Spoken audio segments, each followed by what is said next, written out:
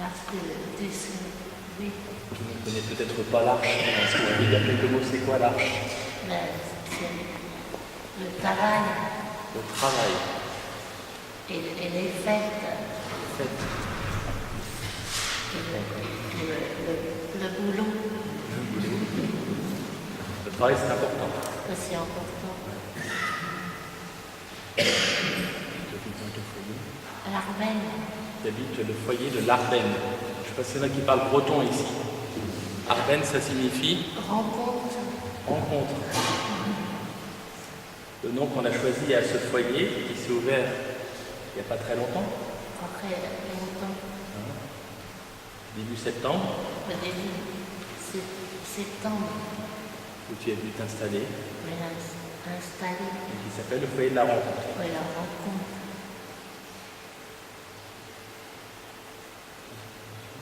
Oui. Alors, peut-être de te présenter, effectivement, Christian, peut-être tu peux dire un peu plus c'est quoi l'intuition de l'arche. Et puis, peut-être, du coup, Elisabeth pourra le compléter en disant quoi elle reconnaît finalement cette intuition. Voilà, avec Elisabeth, on se connaît depuis une dizaine d'années maintenant. Puisque moi, ça fait 9 ans que je suis arrivé à l'Arche du Sylvé. Donc c'est une communauté qui se situe dans le vignoble, la Effoissière et Vertou. Une des 130 communautés à travers le monde. Les communautés de l'Arche de Jean Vanier. Jean Vanier qui a fondé l'Arche il y a aujourd'hui 50 ans, 1964. Et c'est parti d'une intuition toute simple qu'il y avait quelque chose à vivre avec... C'est ça? Oui, c'est ça. Vivre dans des foyers, Vivre dans des foyers. Avec des personnes avec un handicap mental. Handicap mental. Et qu'on peut vivre différent, et justement de ces différences, on peut s'apporter des choses, on peut grandir ensemble. Et grandir ensemble. L'Arche, c'est né avec au cœur la fragilité de personnes qui sont nées avec un handicap, qui ne rend pas la vie facile tous les jours, parce qu'elle empêche beaucoup de choses. Quand je te demande tout à l'heure, ton handicap à toi, Elisabeth, c'est quoi? Ne pas savoir lire. Ne pas savoir lire. Quand on ne sait pas lire, eh bien, la vie elle est un peu plus compliquée. Puis il y a d'autres choses qu'on n'arrive pas toujours à faire tout seul, des choses qui sont plus compliquées pour toi. Oui. Pour le linge. Qu'est-ce qui est compliqué pour le linge, par exemple? La machine à laver. La machine à laver. C'est très compliqué une machine à laver parce qu'il y a des boutons partout, on ne sait pas quel programme. Alors si on se risque à mettre un beau vêtement neuf, en appuyant sur n'importe quel bouton, on risque de retrouver rikiki ou il faut faire très attention. Ça t'es pas passionné par ça. Oui. Le linge. Même la valeur de l'argent, c'est pareil. La valeur de l'argent. C'est pas facile de compter l'argent. On fait beaucoup de choses avec l'argent aujourd'hui. Mais si on ne sait pas compter, on peut se faire avoir. Oui. On peut se faire voler. Oui. Voilà, il y a des choses qui sont plus difficiles pour toi, Elisabeth. Alors, difficile. Ouais. Donc, tu as besoin d'être accompagné. Oui. Alors ça, c'est peut-être la première chose. Mais Jean Vanier, lui, quand il a démarré cette expérience de l'Arche, il y a 50 ans, il a vite vu que, oui, effectivement, il pouvait aider ses compagnons dans des actes quotidiens. Mais il a découvert autre chose, Jean Vanier. Est-ce que tu sais un petit peu ce qu'il a découvert? Sa vie. Il a découvert sa vie. Tiens, ça c'est bien de dire comme ça. Découvert sa vie. Et c'est peut-être une des plus grandes choses qu'on découvre quand on vient à l'Arche et qu'on côtoie des personnes comme Elisabeth. On découvre sa vie.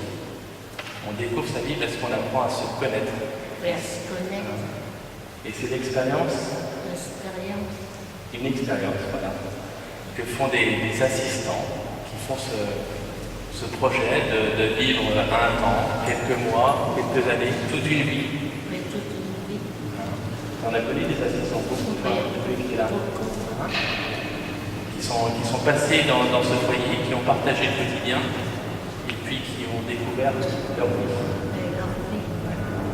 Alors cette vie, ben, on s'aperçoit que voilà, on accompagne les personnes avec un handicap, mais quand on vit avec, ben, on s'aperçoit que tous on est porteurs de limites, ce qu'on appelle aussi des fragilités, des choses où on n'est pas tout puissant, on est vulnérable.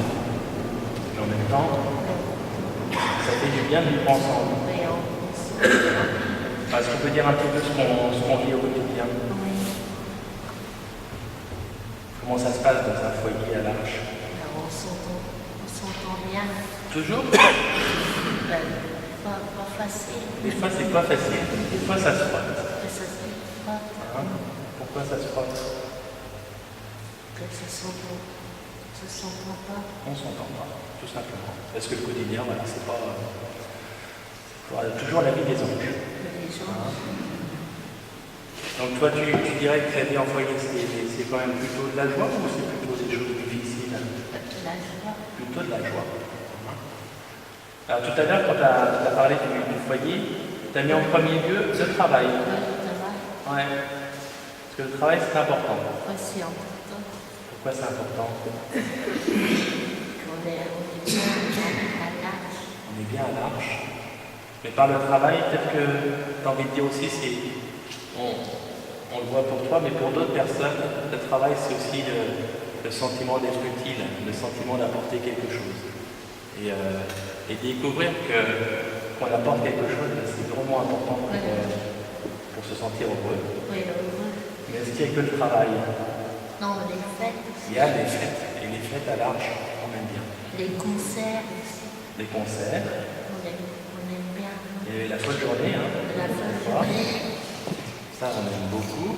Les fêtes, qu'est-ce qu'on peut dire comme fêtes? On fait les anniversaires. On fait les anniversaires. Les anniversaires. Et c'est drôlement important. Et justement, pour revenir par rapport à ce qu'on vous dit tout à l'heure, avec 10 ans plus 9 ans, quand on demande à Elisabeth, ça fait combien de temps que tu es à l'Arche? 10 ans. Et en fait, moi, j'ai d'autres données qui me donnent 19 ans. Alors, on n'est pas totalement d'accord. Mais peut-être que l'explication est venue du fait que tu as un grand souvenir de ta fête des 10 ans. Oui, les 10 ans. Et ça, c'était en 2005. 2005. Parce que c'est fêter les 4 ans. Et les 4 ans, là, c'est quoi ces 4 ans? Les 4 ans du foyer. Ah, les 4 ans du foyer. Alors, on va commencer par les 10 ans. Parce que les 10 ans, c'est un moment important que l'on fête à l'Arche. Pour des personnes qui vivent cette alliance, finalement. On parle d'alliance, c'est-à-dire de vivre au sein d'une communauté, de vivre avec d'autres personnes. C'est un engagement peut-être aussi fort que certains prennent peut-être dans une vocation comme le mariage. Là, pour une personne avec handicap, il n'existe pas beaucoup de vocations nommées, mais le sentiment d'alliance, de faire partie d'une communauté, c'est drôlement important. C'est important. Et puis alors on fait les 10 ans, puis après l'année prochaine, puis après les 30 ans, puis voilà. Ce qui nous est donné, on le fête. Et puis quand on fête ces 10 ans, eh bien, on se rappelle tous les bons moments. Et puis on se rappelle aussi les moments qui ont été plus souffrants, parce qu'évidemment, même si on aime faire la fête, on n'est pas épargné de moments douloureux. Alors 10 ans, parce que c'était un point marquant, plus 9 ans. Plus 9 ans. Et puis dans la présentation, tout à l'heure, tu disais que tu étais au foyer à Rennes depuis le mois de septembre. Et puis en foyer depuis 4 ans. 4 ans. Parce qu'avant, tu étais... Je suis maman. Je suis ta maman. Externe. Et tu étais externe. Et peut-être que c'est aussi ça qui t'a marqué beaucoup. Oui. C'est que tu venais pour le travail. Pour le travail. On peut peut-être montrer des photos d'ailleurs. Oui, les photos. On verra un peu plus. C'est ça, si on continue? Oui, oui.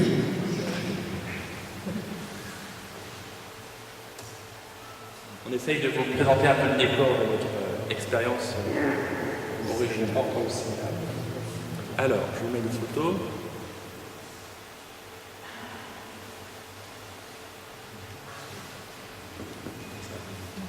Voilà. Alors, est-ce que tu peux dire ce que c'est que cette photo? C'est Arben. C'est notre foyer Ardennes. Ça, c'était au tout début, c'était le soir du déménagement. On a commencé par un appel. Ça, c'est important. Voilà. Et donc, Elisabeth, tu es au premier plan. Et puis, il y a toute notre équipe. Hein. Donc, dans ce foyer, il y a 6 personnes avec handicap. Et puis, une équipe d'assistants qui viennent pour vivre cette expérience du vivre avec. Et puis, moi, j'ai passé les premiers mois avec vous pour lancer le foyer. Tu disais que ça s'appelle Ardennes. Ça veut dire quoi, Ardennes? Rencontre. Et pourquoi ça s'appelle rencontre? On invite les gens. On invite les gens. Quels Dans gens? Dans le foyer. Dans le foyer. Pour situer un peu le foyer, il se trouve en plein cœur de Vertou, juste à côté de l'église. À côté de la bibliothèque. À côté de la bibliothèque, à côté de quoi encore? À côté de la boulangerie. La boulangerie, à côté de quoi encore? Les coiffeurs. Les coiffeurs. Et à côté des bus. À côté des bus. C'est incroyable ce lieu. On pourrait vous citer une centaine de choses qu'il y a à proximité. Et ça, c'est un cadeau du ciel en fait, parce qu'on nous a donné, ce terrain et cette maison il y a quelques années. À un moment où on devait faire le deuil de quitter un foyer merveilleux sur les bords de la Sèvre, le foyer de la Margelle. C'était arrache-cœur de quitter ce foyer. Mais au même moment, on a eu cette opportunité d'avoir un lieu en plein cœur de Vertou, sur lequel on a construit 2 foyers, le nouveau foyer de la Margelle et le foyer de l'Ardennes, avec au menu pléthore de propositions qui nous entraînent sur le chemin de la rencontre. Et ces rencontres, vous avez déjà commencé à défricher un petit peu toutes les rencontres possibles depuis le début. Est-ce que tu peux... Il y a des choses qui sont en lien avec la ville. Oui, la ville. Par exemple, tu peux dire un petit peu du cinéma? Le cinéma, les tickets du cinéma. Alors, qu'est-ce qui se passe avec les tickets du cinéma? J'aide les gens. Chaque vendredi soir, si vous voulez une petite sortie sympa, venez au cinéma de Vertou. Et vous serez sans doute accueillis par Elisabeth ou par une autre personne du foyer Ardennes qui vous accueillera et tu fais quoi? Donc tu déchires les tickets. Les tickets. Tu vérifies que ça a bien payé le ticket, c'est ça? Oui.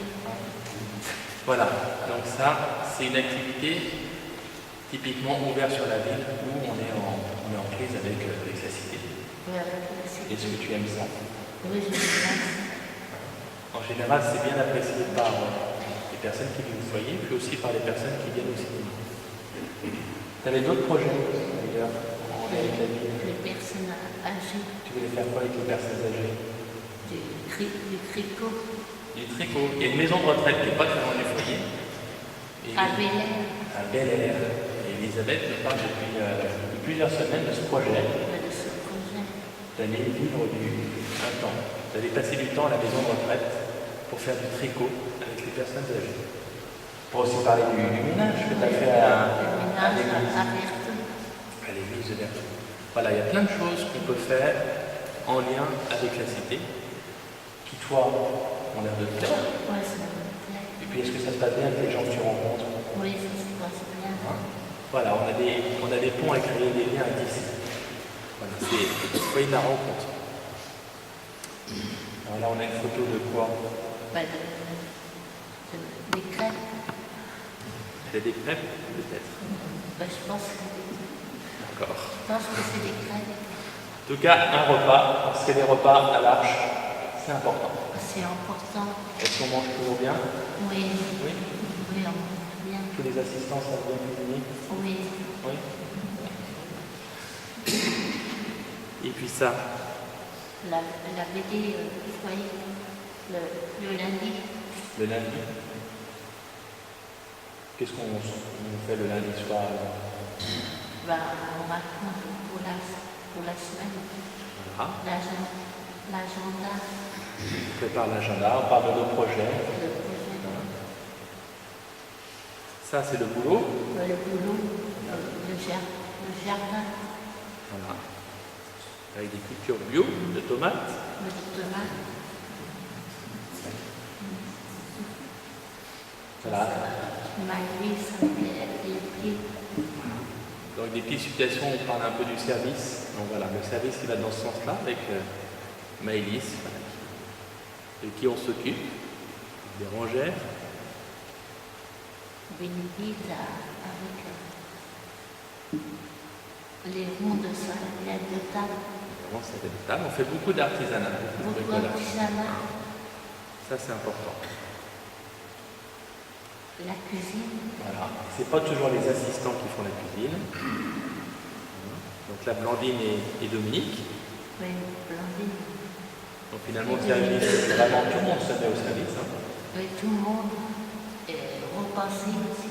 Et repasser. Je repasse. Voilà. Tu repasses ton linge à toi. Oui, Seulement. à Est-ce que tu fais pour les autres aussi un peu? oui, je fais un peu. Un peu pour les autres. Voilà.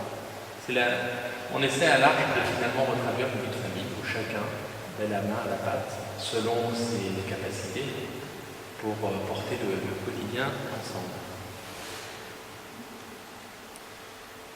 Et puis il y a des temps plus simples, on est moins dans le faire, on est dans le temps gratuit, la promenade. Oui, la promenade. Voilà. Cette photo elle est peut-être un peu illustrée pour dire que voilà, il y a ces temps où on se partage des choses de nos vies. En marchant, on se raconte, Et on se rencontre. on se rencontre Oui, aussi. On vit de l'amitié. avec l'amitié, avec Camille et Catherine.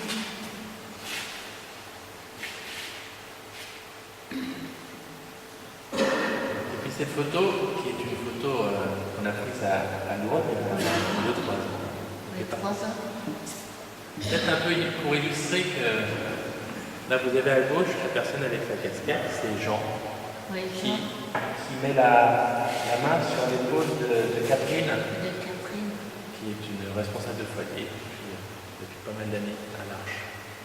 Cette photo est pour illustrer que finalement les personnes qu'on accompagne, eh bien souvent c'est elles qui nous soutiennent, qui nous portent. On peut être assistant, être dans le service, faire des choses que Elisabeth, je ne sais pas faire, par exemple compter l'argent, te dire bien des choses. Mais ce quotidien partagé, ben, on fait cette expérience assez simple, et de voir qu'il y a un soutien réciproque, la réciprocité. Parce que les vies, elles ne sont pas faciles, toujours pour tout le monde. J'aimais beaucoup, tout à l'heure, on parlait de la fragilité, Elisabeth. Qu'est-ce qui est fragile? Les assistants. Ah, les assistants. Les C'est vrai. personnes. Les personnes et les assistants. Les assistants. Et pourquoi ils sont fragiles, les assistants? Qu'il faut parler gentiment aux assistants. Pourquoi il faut leur parler gentiment? Pour avoir soin d'eux. Pour avoir soin d'eux. Ouais.